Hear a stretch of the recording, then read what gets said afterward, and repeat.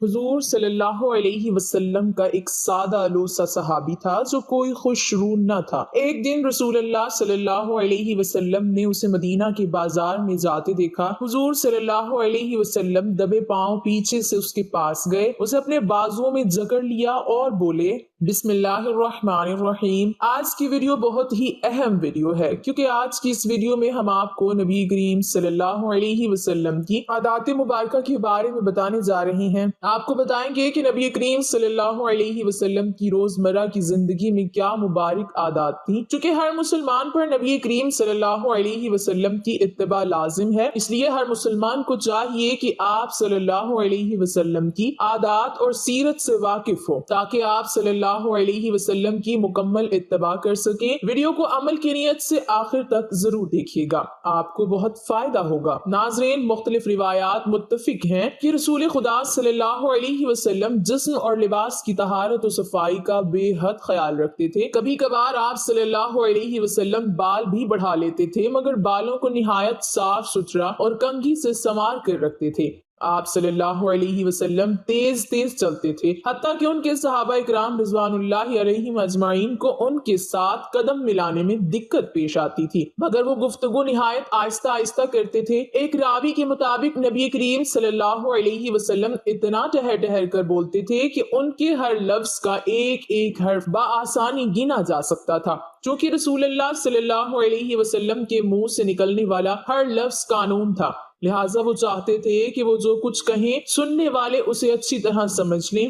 نبی کریم صلی اللہ علیہ وسلم سادہ اور شستہ زبان استعمال کرتے تھے، خواہ وہ کسی فرد سے گفتگو کر رہے ہوں یا مسلمانوں کے اجتماع سے خطاب کر رہے ہوں۔ ان کا طرز تکلم ہر طرح کے تسنہ سے پاک ہوتا تھا۔ ناظرین، حضور صلی اللہ علیہ وسلم نہایت سادگی سے زندگی بسر کرتے تھے۔ وہ اپنے جوتوں کی خود مرمت کرتے، اپنی بکریوں کا دودھ دوہتے اور اس کام کے لیے اپنے خادم کو تکلیف دینا بھی گوارا نہ کرتے۔ ان کے ذاتی خادم حضرت انس رضی اللہ تعالی عنہ کا کہنا ہے، میں نے 10 سال رسول اللہ صلی اللہ علیہ وسلم کی خدمت اقدس میں گزارے، انہوں نے مجھ سے ایک بار بھی نہیں پوچھا کہ تم نے یہ کام کیوں نہیں کیا یا کیوں کیا ہے۔ وہ ہمیشہ مجھ سے نہایت شفقت فرماتے۔ رسول اللہ صلی اللہ علیہ وسلم کی عادت مبارکہ تھی کہ آپ صلی اللہ علیہ وسلم ننھے منھے بچوں سے بڑا پیار کرتے تھے اور جہاں کہیں بچوں کو دیکھتے خوش ہو جاتے اور بچوں کو ہنسانے کے لیے ان سے مذاق بھی کرتے۔ فطری طور پر وہ اپنے نواسوں حضرت حسن اور حضرت حسین رضی اللہ تعالی عنہم سے بھی بے حد محبت کرتے۔ بسا اوقات وہ نماز کے دوران بھی ان میں سے ایک کو بازو میں اٹھا لیتے۔ جب آپ صلی اللہ علیہ وسلم سجدے میں جاتے تو نواسے کو پاس کھڑا کر لیتے اور سجدے سے اٹھ کر اسے پھر گود میں لے لیتے۔ جب دونوں بچے ذرا سیانے ہوئے تو وہ مسجد نبوی صلی اللہ علیہ وسلم میں ادھر ادھر دوڑتے پھرتے۔ نماز با جماعت کے دوران کبھی کبھار وہ رسول اللہ صلی اللہ علیہ وسلم کی ٹانگوں میں سے گزر جاتے۔ رسول خدا صلی اللہ علیہ وسلم انہیں کچھ نہ کہتے۔ اللہ کے رسول صلی اللہ علیہ وسلم ہر ایک سے مشفقانہ برتاؤ کرتے، حتیٰ کہ معمر خواتین ان سے لمبی بے سروپا باتیں بھی کرتی، مگر رسول خدا صلی اللہ علیہ وسلم کوئی اکتاہٹ محسوس نہ کرتے۔ سبحان اللہ، کیا شان ہے پیارے آقا صلی اللہ علیہ وسلم کی، کیا اوصاف حمیدہ ہیں۔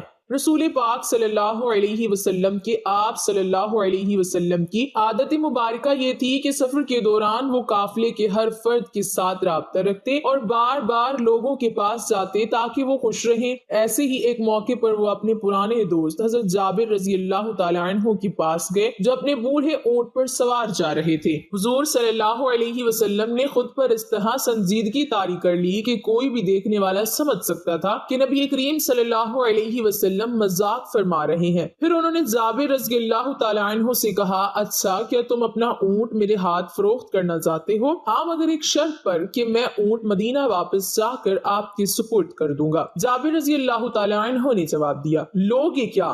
آپ بتائیے، 1 درہم میں بیچو گے؟ رسول خدا صلی اللہ علیہ وسلم نے کہا، اے اللہ کے نبی صلی اللہ علیہ وسلم، آپ مجھے لوٹنا چاہتے ہیں؟ جابر رضی اللہ تعالی عنہ نے پکارا، تو چلو 2 درہم میں لے لو۔ ہرگز نہیں، تو 3 4 5 رسول اللہ صلی اللہ علیہ وسلم نے قیمت بڑھائی اور بالآخر 40 درہم تک پہنچ گئے اور حضرت جابر رضی اللہ تعالی عنہ رضامند ہو گئے۔ پھر رسول اللہ صلی اللہ علیہ وسلم نے چند ادھر ادھر کی باتیں کی اور قافلے میں کسی اور شخص سے ملاقات کے لیے روانہ ہو گئے۔ مدینہ واپس پہنچ کر جابر رضی اللہ تعالی عنہ نے اپنی زوجہ سے تمام ماجرا کہہ سنایا اور بتایا کہ کس طرح دوران سفر رسول خدا صلی اللہ علیہ وسلم سے خوشگوار ملاقات ہوئی تھی۔ نیک بخت کچھ زیادہ ہی محتاط تھی اور اس نے حضرت جابر رضی اللہ تعالی عنہ سے اصرار کیا کہ وہ رسول اللہ صلی اللہ علیہ وسلم کی بات کو مذاق تصور نہ کرے بلکہ اونٹ رسول اللہ صلی اللہ علیہ وسلم کے گھر لے جائیں۔ جب رسول اللہ صلی اللہ علیہ وسلم کو اطلاع ملی تو وہ مسکرائے اور انہوں نے اپنے خزانچی کو حکم دیا کہ جابر کو 40 درہم ادا کر دیے جائیں۔ رسول اللہ صلی اللہ علیہ وسلم نے وہ اونٹ بطور تحفہ دوبارہ جابر رضی اللہ تعالیٰ عنہ کے حوالے کر دیا۔ یہ اونٹ اس کے بعد بھی کئی سال تک حضرت جابر رضی اللہ تعالیٰ عنہ کے پاس رہا۔ جب بھی جابر رضی اللہ تعالیٰ عنہ کو اس واقعے کی یاد آتی وہ رسول پاک صلی اللہ علیہ وسلم کے اس یادگار تحفے کو دیکھتے تو نبی کریم صلی اللہ علیہ وسلم کی یاد میں کھو جاتے۔ ناظرین، اللہ کے نبی صلی اللہ علیہ وسلم جانوروں پر بھی بڑی شفقت فرماتے۔ ایک روز حضور نبی کریم صلی اللہ علیہ وسلم فوجی دستے کی معیت میں جا رہے تھے کہ ایک صحابی حضور صلی اللہ علیہ وسلم کے پاس کسی پرندے کے چند چھوٹے چھوٹے بچوں کو لایا۔ ان کی ماں بھی ساتھ تھی۔ رسول خدا صلی اللہ علیہ وسلم نے اس سے پوچھا تو صحابی نے بتایا، میں نے ان بچوں کو ایک گھونسلے میں دیکھا، جو ہی میں ان کے قریب گیا ان کی ماں پرواز کر گئی۔ میں نے تمام بچوں کو اپنے رومال میں لپیٹ لیا۔ جب میں چلا تو ان کی ماں بھی میرے سر پر منڈلانے لگی۔ میں نے رومال کو زمین پر کھول کر رکھ دیا تو ماں بھی بچوں کے پاس آ گئی اور میں نے اسے بھی بچوں کے ساتھ رومال میں لپیٹ لیا۔ اب یہ سب آپ کے سامنے ہے۔ رسول اللہ صلی اللہ علیہ وسلم نے صحابی کو حکم دیا کہ وہ فی الفور واپس جائے اور بچوں کو ان کی ماں سمیت ان کے گھونسلے میں چھوڑ کر آئے۔ اسی طرح ایک مرتبہ رسول پاک صلی اللہ علیہ وسلم نے فوج کے ہمراہ جاتے ہوئے ایک کتیا کو دیکھا جس کے بچے ماں کا دودھ پی رہے تھے۔ حضور صلی اللہ علیہ وسلم نے ایک سپاہی کو کتیا کے پاس کھڑا کر دیا۔ اسے حکم دیا گیا کہ وہ ساری فوج گزرنے تک کتیا کے پاس کھڑا رہے اور کسی کو اسے پریشان نہ کرنے دے۔ ایک روز مدینہ میں ایک اونٹ بھاگتا ہوا آیا اور رسول اللہ صلی اللہ علیہ وسلم کے سامنے گھٹنے ٹیک کر بیٹھ گیا۔ فوراً ہی چند افراد بھی وہاں پہنچ گئے جو اونٹ کو پکڑنا چاہتے تھے۔ رسول خدا صلی اللہ علیہ وسلم نے ان سے ماجرا پوچھا تو انہوں نے بتایا کہ اونٹ بہت بوڑھا ہو گیا ہے اور اب وہ کنویں سے پانی کھینچنے کا کام نہیں کر سکتا، چنانچہ ہم اسے ذبح کرنا چاہتے ہیں۔ رسول اللہ صلی اللہ علیہ وسلم کو اونٹ پر رحم آ گیا۔ انہوں نے کہا، اسے چراگاہ میں چھوڑ دو، اس نے تمہاری طویل عرصے تک خدمت کی ہے۔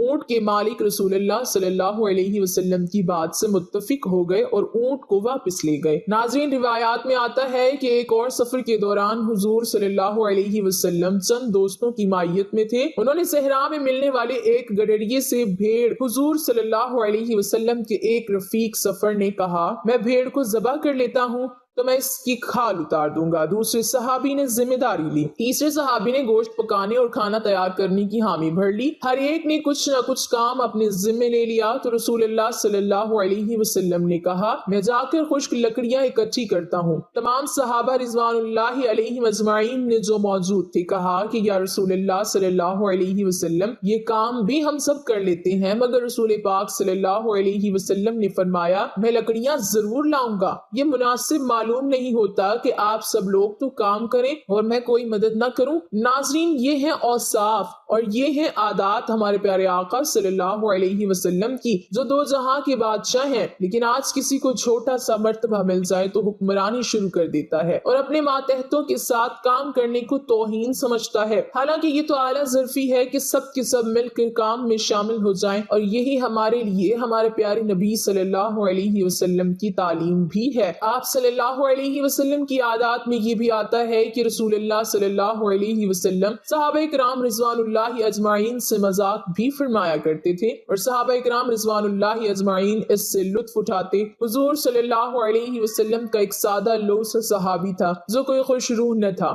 ایک دن رسول اللہ صلی اللہ علیہ وسلم نے اسے مدینے کے بازار میں جاتے دیکھا۔ حضور صلی اللہ علیہ وسلم دبے پاؤں پیچھے سے اس کے پاس گئے، اسے اپنے بازوؤں میں جکڑ لیا اور بولے، کیا کوئی یہ غلام خریدنا چاہتا ہے؟ صحابی نے گردن موڑ کر دیکھا کہ اسے کس نے بازوؤں میں لے رکھا ہے۔ رسول اللہ صلی اللہ علیہ وسلم کو دیکھ کر اس کی خوشی کا ٹھکانہ نہ رہا۔ اس نے اپنی کمر حضور صلی اللہ علیہ وسلم کے سینے کے ساتھ زور سے لگاتے ہوئے کہا، یا رسول اللہ صلی اللہ علیہ وسلم، اس غلام کی فروخت سے آپ کو کچھ زیادہ رقم نہیں ملے گی۔ رسول اللہ صلی اللہ علیہ وسلم نے اسے چھوڑ دیا اور بولے، مگر خدا کی نظروں میں تمہاری قدر و قیمت بہت زیادہ ہے۔ روایات میں آتا ہے کہ ایک روز ایک اجنبی رسول اللہ صلی اللہ علیہ وسلم کے پاس آیا۔ رسول خدا صلی اللہ علیہ وسلم نے اسے کھلایا پلایا اور رات گزارنے کے لیے بستر بھی دیا۔ وہ کوئی نادان دشمن تھا، اس نے بستر خراب کر دیا اور الصبح چلا گیا۔ یوں وہ اللہ کے رسول صلی اللہ علیہ وسلم سے اپنے تصوراتی دشمنی کا انتقام لینا چاہتا تھا۔ کچھ دور جا کر اسے احساس ہوا کہ وہ اپنی تلوار تو رسول اللہ صلی اللہ علیہ وسلم کے گھر میں ہی چھوڑ آیا ہے۔ چنانچہ وہ واپس آیا، اس نے دیکھا کہ اللہ کے رسول صلی اللہ علیہ وسلم اس کے گندے کیے ہوئے بستر کو اپنے دست مبارک سے دھو رہے ہیں۔ جب رسول پاک صلی اللہ علیہ وسلم نے مہمان کو دیکھا تو انہوں نے اس کی تلوار اٹھا کر اس کے حوالے کر دی، اجنبی کو ملامت تک نہ کی۔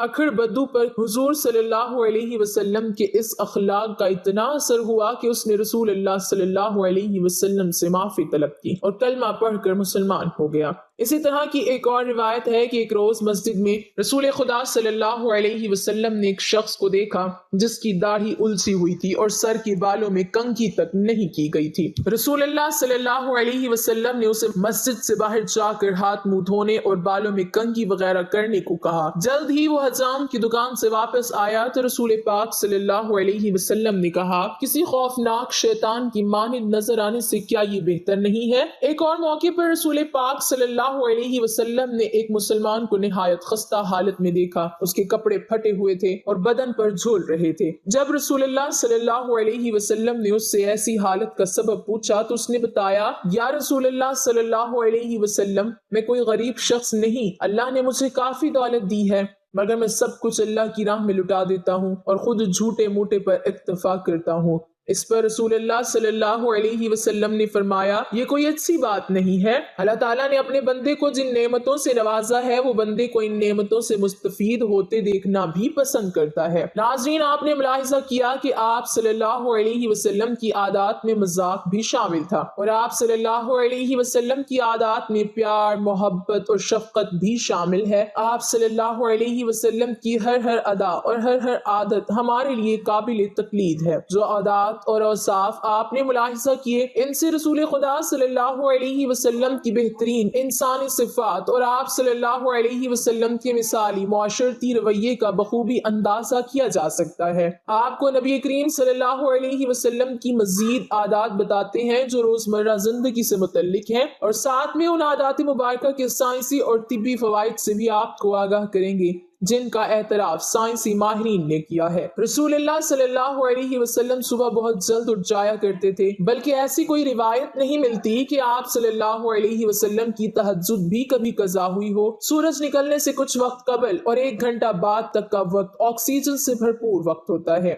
آج سائنسی تحقیق کی بنیاد پر بھی صحت کے اعتبار سے 24 گھنٹوں میں یہ بہترین وقت ہوتا ہے کہ جس میں آپ کو زیادہ سے زیادہ آکسیجن لینے کا وقت ملتا ہے، جو کہ آپ کی صحت مند زندگی کے لیے ایک بہترین مفید عمل ہے۔ آپ صلی اللہ علیہ وسلم کی عادت تھی کہ صبح نیند سے اٹھنے کے بعد رسول اللہ صلی اللہ علیہ وسلم آنکھوں کا مساج فرمایا کرتے تھے۔ یاد رہے کہ جسم کا پورا نظام 11 سسٹم پر مشتمل ہوتا ہے۔ نیند سے اٹھنے کے بعد یہ سسٹم بحال ہونے میں 11 سے 12 منٹ لیتا ہے۔ اگر آپ آنکھوں کا مساج کرتے ہیں تو یہ سسٹم 10 سے 15 سیکنڈ میں فوراً بحال ہو جاتا ہے۔ روایات کے مطابق رسول اللہ صلی اللہ علیہ وسلم بستر سے اٹھ کر کچھ دیر بیٹھے رہتے تھے اور معمول تھا کہ 3 دفعہ سورہ اخلاص پڑھتے تھے کہ جس کو پڑھنے میں تقریباً 1 منٹ صرف ہوتا ہے۔ آج کل میڈیکل سائنس بتاتی ہے کہ ہمارے دماغ میں ایک رگ ہے کہ جس کے ایک حصے سے دوسرے حصے کے لیے خون کے لیے ایک پل بنتا ہے۔ اس طرح اس پل کے ذریعے سے ہی ہی ہمارے پورے دماغ کو خون کی سپلائی بحال ہوتی ہے کہ جہاں سے ہمارے تمام تر اعصاب یعنی پورا جسم کو کنٹرول ہونا ہوتا ہے۔ اگر کوئی شخص صبح بیدار ہونے پر اچانک اٹھ کر چل دے جبکہ ابھی دماغ میں خون کی سپلائی بحال نہیں ہوئی تو اس شخص کو یہاں برین ہیمریج ہو سکتا ہے،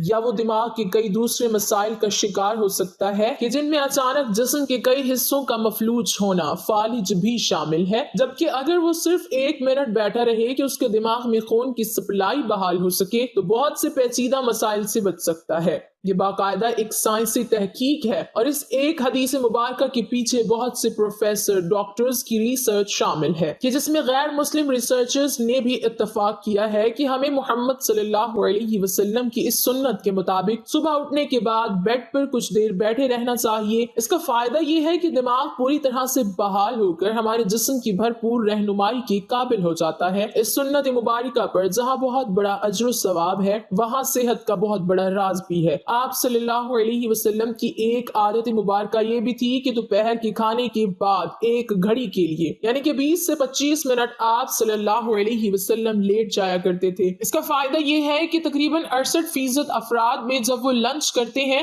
تو ان کا معدہ تھوڑی مقدار میں الکوہل پیدا کرتا ہے۔ ایسے میں اگر انسان چل پھر رہا ہو تو وہ چکرا کر گر سکتا ہے یا اس پر خمار کسی کیفیت طاری ہو سکتی ہے۔ یہی سبب ہے کہ آپ ہمیشہ دوپہر کے کھانے کے بعد اپنے آپ کو تھوڑا سا بوجھل محسوس کرتے ہیں۔ اگر ہم کچھ دیر لیٹ جائیں تو الکوہل سے پیدا ہونے والے خمار کا ذہن پر زیادہ دباؤ نہیں آئے گا اور وہ جسم کے نظام کے لیے زیادہ فعال رہے گا اور ہم کسی بھی طرح کے حادثے سے بچ سکیں گے۔ اس کے علاوہ بھی سنت مبارکہ پر عمل نہ کرنے کی صورت میں بہت سے صحت کے مسائل کا خدشہ رہتا ہے۔ چونکہ یہ بات آج تحقیقات سے ثابت شدہ ہے، اس لیے دنیا بھر کے ممالک میں بیشتر 1 سے 2 یا 3 بجے تک دوپہر وقفہ کیا جاتا ہے تاکہ لوگ لنچ کے بعد کچھ کہلولا کر سکیں۔ آج پورا یورپ رسول اللہ صلی اللہ علیہ وسلم کی سنت کو عملاً اپنائے ہوئے ہیں اور پورے یورپ میں دوپہر 1 سے 3 بجے تک کا وقفہ ہوتا ہے۔ انہوں نے سنت رسول صلی اللہ علیہ وسلم پر ریسرچ کی، اپنایا اور ہم سے کہیں بہتر صحت کا معیار رکھتے ہیں۔ رسول اللہ صلی اللہ علیہ وسلم کے معاملات اور عادات میں پیر جمعرات کا روزہ بھی شامل تھا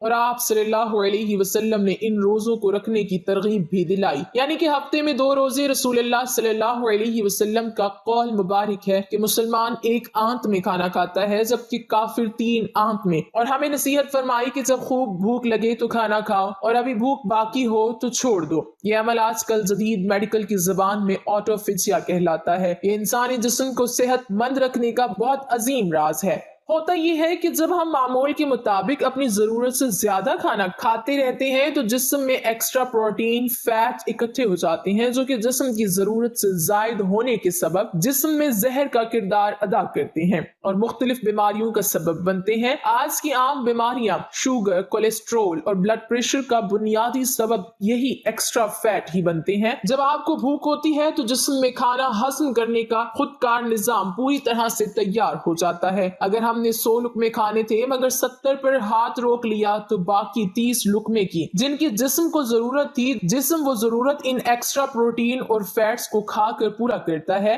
جسم اپنے خودکار نظام کے تحت اکٹھے ہونے والے زہر کو ختم کرتا رہتا ہے اور آپ صحت مند رہتے ہیں۔ اب جب 3 روز کچھ کوتاہی ہو گئی اور آپ نے پیر کو روزہ رکھ لیا، پھر 2 روز کے معمولات اور جمعرات کا پھر روزہ، جب یہ سنت رسول صلی اللہ علیہ وسلم آپ کے معاملات کا حصہ بن جاتی ہے تو بیماری پیدا کرنے والے سیل آٹوفیجیا کا عمل ہفتے میں دوبارہ دہرائے جانے کے باعث اکٹھے ہی نہیں ہو پاتے اور آپ سدا صحت مند رہتے ہیں۔ ناظرین، آج ہم سائنسی تحقیقات پر بہت یقین رکھتے ہیں۔ کیا ہم اس انتظار میں ہیں کہ سائنس رسول اللہ صلی اللہ علیہ وسلم کی سنت مبارکہ کو ثابت کرے تو ہم اللہ کے رسول صلی اللہ علیہ وسلم کی سنتوں پر عمل کرنا شروع کریں گے؟ حقیقت یہ ہے کہ سائنس رسول اللہ صلی اللہ علیہ وسلم کی سنتوں سے بہت پیچھے ہے اور آپ صلی اللہ علیہ وسلم کی ساری حیات طیبہ سنتیں ہمارے لیے مشعل راہ ہیں اور انہی میں ہمارے لیے دنیا اور آخرت کی کامیابیاں اور راحتیں ہیں۔ اللہ سے دعا ہے کہ اللہ تعالی ہمیں نبی کریم صلی اللہ علیہ وسلم کی تمام سنت پر عمل پیرا ہونے کی توفیق عطا فرمائے، آمین ثم آمین۔ ناظرین، کمنٹ باکس میں اللہ تعالیٰ کے 99 ناموں میں سے ایک نام